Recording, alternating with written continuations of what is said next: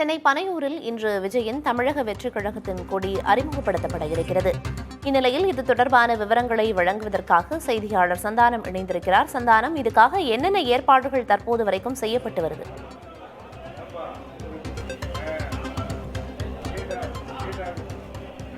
பிரியதர்ஷினி, தமிழக வெற்றி கழகத்தினுடைய கட்சி இன்று வெளியிடப்பட இருக்கிறது. இதற்கான ஏற்பாடு பணிகள் என்பது தற்போது கட்சியினுடைய தலைமை அலுவலகத்தில் மிக தீவிரமாக நடைபெற்று வருகிறது.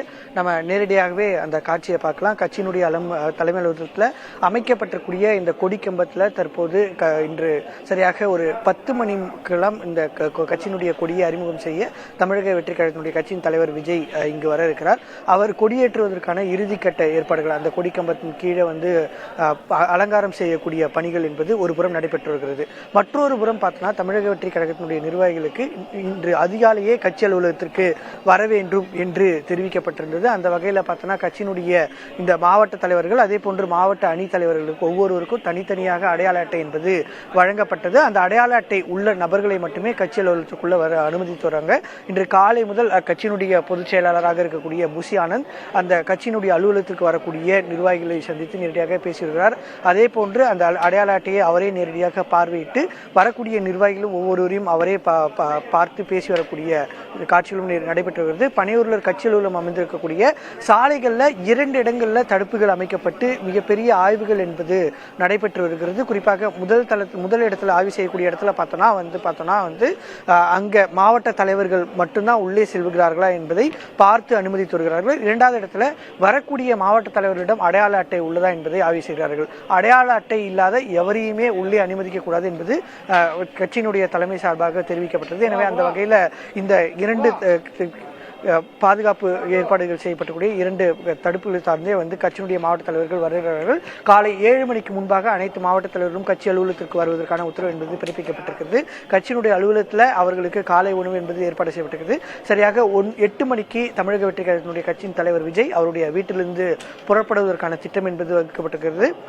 9:15 மணி முதல் 10:30 மணிக்குள்ள கட்சியினுடைய கொடியை வெளியிட்டு அதன் பின்பு கட்சியினுடைய பாடலை வெளியிட்டு இந்த கட்சியினுடைய கொடி குறித்தான முழுமையான விவரங்களையும் தமிழக வெற்றி கழகத்தினுடைய கட்சி தலைவர் விஜய் பேச இருக்கிறார். கட்சி தொடங்கிய பின்பு நேரடியாக நடைபெறக்கூடிய முதல் கட்சி நிகழ்ச்சியில தமிழக வெற்றி கழகத்தினுடைய கட்சி தலைவர் பங்கேற்பதனால இந்த நிகழ்ச்சி என்பது மிக முக்கியமாக பார்க்கப்படுகிறது. குறிப்பாக அவருடைய அரசியல் வருகை எப்படி இருக்க போகிறது, தன்னுடைய அரசியல் நிலைப்பாடு எவ்வாறு இருக்க போகிறது என்பது குறித்து முதல் முறையாக அவர் அறிக்கையில ஏற்கனவே கட்சியினுடைய நிலைப்பாடு என்னவாக இருக்கிறது என்று தெரிவித்தால் கூட முதல் முறையாக நேரடியாக அவருடைய கட்சியினுடைய நிலைப்பாடு என்னவாக இருக்கிறது என்று அவர் பேச இருக்கிறார். பிரியதர்ஷினி, நிச்சயமா தமிழக வெற்றிக் கழகத்தின் கொடியின் அறிமுக விழாவிற்கு அதிகாலை முதலே கட்சி நிர்வாகிகள் வர தொடங்கியிருக்காங்க அப்படின்னு குறிப்பிட்டீங்க. அது மட்டும் இல்லாமல் விஜய் காலையில் 8 மணிக்கே அவரோட வீட்டிலிருந்து கிளம்பி விழா நடக்கிற இடத்துக்கு வர இருக்கிறதாகவும் குறிப்பிட்டீங்க. அங்கே விழாவுக்கான ஏற்பாடுகளும் நடந்து வருது.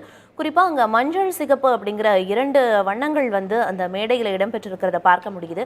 கொடி எப்படி இருக்க போகுது அப்படிங்கிற பிரத்யேக தகவலும் புதிய தலைமுறைக்கு கிடைச்சிருந்தது. இந்த 2 வண்ணங்களும் கொடியில் இருக்கும் அப்படின்னு எதிர்பார்க்கலாமா சந்தானகுமார்?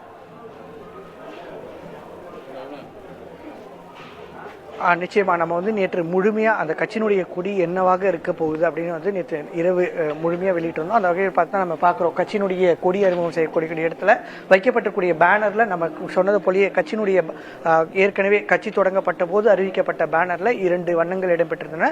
அந்த 2 வண்ணங்கள் தான் கட்சியினுடைய கொடியிலும் இடம்பெற்றிருக்கிறது. அந்த கொடியினுடைய மத்தியில 2 போர் யானைகளும் அந்த 2 போர் யானைகளுக்கு மத்தியிலும் வாகை மலர் இடம்பெற்றிருப்பதாக நமக்கு தெரிவிக்கப்பட்டிருந்தது. அப்படிதான் அந்த கொடி என்பது அமைக்கப்பட்டிருக்கிறது. குறிப்பாக பார்த்தோம்னா தமிழகத்தில் அந்த கொடி அச்சிடும் பட்சத்தில் அது அனைவருக்குமே தெரியக்கூடிய ஒரு விஷயமாக மாறிடும் என்ற ஒரு காரணத்தினால வேறு ஒரு மாநிலத்தில் அந்த இரண்டு கொடிகள் தான் தற்போது வரை அச்சிடப்பட்டிருக்கிறது. வேறு ஒரு மாநிலத்தில் அச்சிடப்பட்டு நேற்று இரவு 9:10 மணிக்கு தான் கட்சியினுடைய தலைமை அலுவலகத்துக்கே கொண்டு வரப்பட்டிருக்கிறது. தற்போது வரை அந்த கொடி என்பது பிரிக்கப்படவே இல்லை. கொடியேற்றுவதற்கு ஒரு சில மணி நேரத்துக்கு முன்பே பிரிக்கப்பட்டு இந்த கொடி கம்பத்தில் அமைப்பதற்கான ஏற்பாடு பணிகளை மேற்கொள்ள இருக்காங்க. நம்ம நேற்று இரவு குறிப்பிட்ட போலவே தற்போது அந்த 2 கலர் வண்ணங்களும் பேனர்ல இடம்பெற்றிருக்கிறது. நம்ம சொன்ன போல 2 போர் யானைகள் அதன் மத்தியில் வாகை மலர் என்று அப்படிதான் அந்த கொடியினுடைய அமைப்பும் இருப்பதாக நமக்கு கட்சியினுடைய மூத்த நிர்வாகிகளும் நமக்கு தகவல் தெரிவித்திருக்காங்க. பிரியதர்ஷினி, களத்திலிருந்து விவரங்களை வழங்கியதற்கு நன்றி சந்தானகுமார்.